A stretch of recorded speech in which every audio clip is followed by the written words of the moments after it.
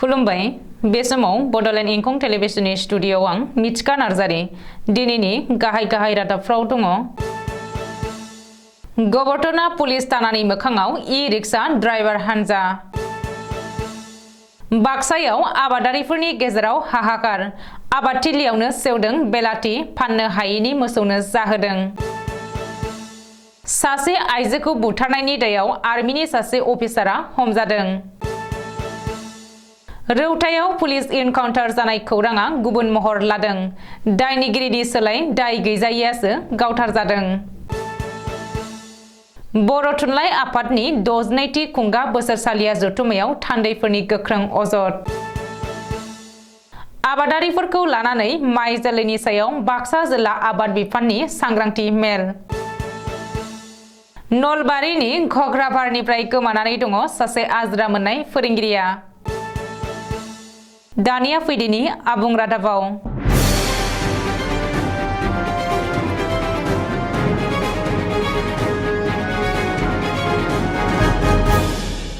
बाक्सा जिल्लानि सालबारि महकुमानि बेन्दोङाव थानाय गबरटनायाव गोख्रै खारनाय डाम्पारनि हेंथायै ई-रिक्सा ड्राइभार हानजा।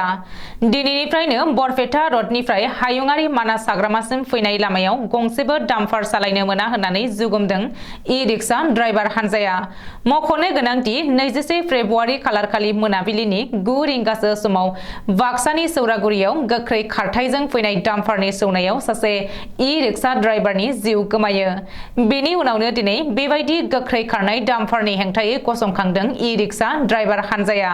बिसोरनि दाबिया 21 फेब्रुवारियाव जाय डाम्पारनि सौनायाव ई-रिक्सा सालायग्रा शाहजाहान आलीआ जिउ गोमादोंमोन बे डाम्पारखौ पुलिसा हमनांगौ। पुलिसा जेब्लासिम बे डाम्पारखौ हमनो हाया अब्लासिम बरपेटा रडनिफ्राय हायुङारि मानास हाग्रामासिम फैनाय लामायाव डाम्पार सालायनाया बन्द थानांगोन। बेजों लोगोसेनो बे जाब्रबथायाव जिउ गोमानाय शाहजाहान आलीनि नखराबो न्याय मोननांगोन। ई-रिक्सा ड्राइभार हानजाया दिनै गाव गावनि ई-रिक्साजों गबरटना पुलिस थानानि मोखाङाव फैनानै गोख्रै खारथायजों फैनाय डाम्पारनि हान्थामेला एबा डाम्पार सालायनायखौ बन्द खालामनायजों लोगोसे खालि मोनानि समावल' आलादा नेमखान्थिनि गेजेरजों बे लामाजों डाम्पार सालायनायनि मोनथाय होनायनि बेबस्था खालामनो थाखाय पुलिस प्रशासनसिम दाबि दैखांदों। खाफालनि गोलोमदैखौ हायाव फसरनानै मावनाय आबाद दिहुननायनि खस्थ'नि फिथाइ थोजासे मोनैया दायो आरो गोदान बाथ्रा नङा। आबादारिफोरा दिहुननाय मैगं फाननो हायैनि गारहरनो गोनां जानाया खान्थि बायदियैसो जाबाय। बेबायदिनो फोरमान मोनबाय बाक्सा जिल्लानि मथनगुरि लकसभा समस्तिनि सिङाव थानाय सुग्रेंबारियाव। सुग्रेंबारियाव देग्लाय बोसोरावनो गोबां बिगा बेलाथि आबाद मावदोंमोन बे ओनसोलनि आबादारिफोरा। नाथाय बे बेलाथिखौनो आदि मावनानै मैगंनि जखानि बेसेन मोननायनिफ्राय गोजान जानांदों आबादारिफ्रा। 1 बिगायाव बेलाथि आबाद मावनो थाखाय फ्राय 60 निफ्राय 70 रोजासो रां खरसा जानायनि सोलाय आबादारिफ्रा मुल रांखौबो दिहुनफिननो हानाय जायाखैसै। बेलाथि बाजाराव फाननो हायैनि जाहोनाव आबाद थिलियावनो सेवलांनो लानायाव राहा गोथे जानानै मोसौनो जाहोनो लादों। थोजासे बेसेन मोनैनि जाहोनाव ओनसोलनि आबादारिफ्रा दुखु मोनदों।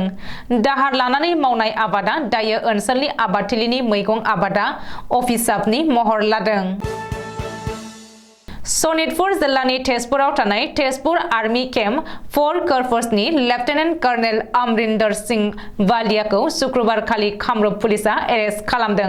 कामरुप जिल्लानि एसपि हितेश चन्द्र रायआ खौरांगिरिनि सिगाङाव मिथिहोनाय बायदिब्ला लेफ्टेनेन्ट कर्नेल अमरिन्दर सिंह बालियाया थांनाय 15 फेब्रुवारि खालि गावजों गोसो थोलायनाय तामिलनाडुनि 35 एबा 36 बोसोर बैसोनि सासे आइजोखौ बुथारनानै कामरुप जिल्लानि सांसारियाव बस्थायाव सोनानै गारलांदोंमोन। पुलिसा संदाननानै लेफ्टेनेन्ट कर्नेल अमरिन्दर सिंह बालियाखौ बे जाथायजों लोब्बा दं होननानै शुक्रबारखालि तेजपुर पुलिसनि हेफाजाबाव तेजपुर आर्मी केम्प 4 कर्प्सनिफ्राय एरेस्ट खालामदों। आथिखालाव लेफ्टेनेन्ट कर्नेल अमरिन्दर सिंह बालियाया आर्मिनि पाब्लिक रिलेशन अफिसार महरै खामानि मावगासिनो दङमोन। उदालगुरि जिल्लानि रौतायाव पुलिस आरो सिखावनि गेजेराव जानाय जाथाया गुबुन महर लादों। मैया शुक्रबारखालि रौतायाव जादोंमोन बे जाथाया। बे जाथायाव केनाराम बर' मुंनि सासे सिखावा जिउ गोमादों होननानै मिथिनो मोननाय जादोंमोन। सुलुङाव फोरमायथिनाय बायदिब्ला सिखाव केनाराम बर'आ बृहस्पतिबारखालि बाक्सा जिल्लानि सालबारि महकुमानि बेन्दोङाव थानाय जेंग्रेंपारानिफ्राय डिम्बेश्वर मुसाहारि मुंनि सासे सुबुंखौ लानानै थांदोंमोन। नाथाय पुलिसनि गुलियाव केनाराम बर'नि सोलाय डिम्बेश्वर मुसाहारिया सासेयासो थैदोंमोन। दिनै डिम्बेश्वर मुसाहारिनि नखरा गासै जाथायखौ मिथिनायनि उनाव डिम्बेश्वर मुसाहारिनि नखराव हालाय हाफाय थासारि सोमजियो। मा जाहोनाव मानो डिम्बेश्वर मुसाहारिखौ लेंलांदोंमोन बे बाथ्राखौ मिथिया होननानै बुङो डिम्बेश्वर मुसाहारिनि बिसि मन्जु मुसाहारिया। बेराफारसेथिं केनाराम बर'नि नखरा डिम्बेश्वर मुसाहारिनि गोथै देहाखौ केनाराम होननानै फबनानै दोननाय खौरां मोननायनि उनावनो डिम्बेश्वर मुसाहारिनि बिसिया दुखु मोननाय आरो रागा जोंनाय फोरमायनानै पुलिसनि सायावबो सोंलु खालामदों। बे समाव डिम्बेश्वर मुसाहारिनि बिसिया गबरथना पुलिस थानायाव बे जाथायनि सोमोन्दै मिथिहोयो आरो बेनि सायाव थार बिजिरनो थाखाय दाबि खालामो। लोगोसे गावनि फिसाय डिम्बेश्वर मुसाहारिखौ लेंलांनाय केनाराम बर'आ बहा थांखो एबा खारखोमाखो होननानै पुलिसनि सायाव सोंथि खालामबावदों।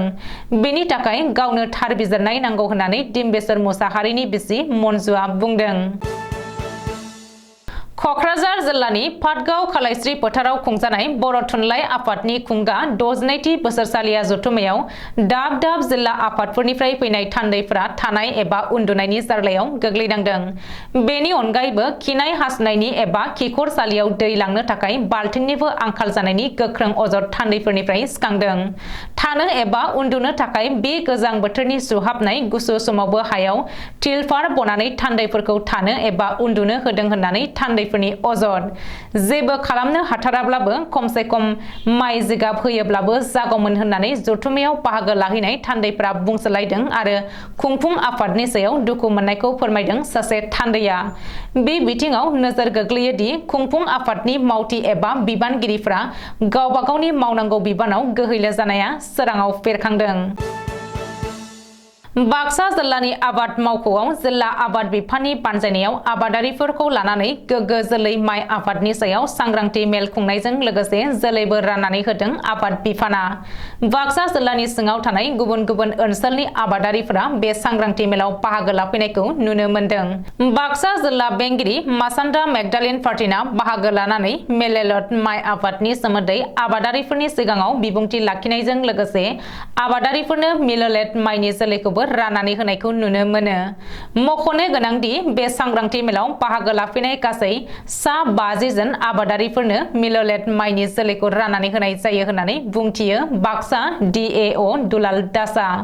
बे सांग्रांथि जथुम्मायाव बाहागो लायो बाक्सा DAO दुलाल दास, मसलपुर साब डिभिजननि आबाद बिफानारि सतीश तालुकदारजों लोगोसे गोबां सोरखारि मावख'आरिफोर आरो आबादारिफोरा बाहागो लायो। नलबारि जिल्लानि घग्राबार सटामौ गामिनि आजिरा मोननाय फोरोंगिरि भबेन चन्द्र नार्जारिया शुक्रबारनिफ्राय गोमानानै दङ। गोमानाय भबेन चन्द्र बर'खौ सोरबा सुबुङा नुबाय बायोब्ला जानबुं नम्बर 70020950557 आव खौरां हरनानै नखरनि सोद्रोमाफोरनो मिथिहोहरनो खावलायदों नखरनिफ्राय। जाथायनि सोमोन्दै घग्राबार पुलिस थानायाव FIR होदों नखरा। अब्लाबो सोरबाया नुबाय बायोब्ला थाबैनो नखरनो खोन्थाहरजानो एबा उदिस होनो थाखाय खावलायदों नखरनिया। दिनैनि रादाबा एसेनोसै, गोजोन्थों।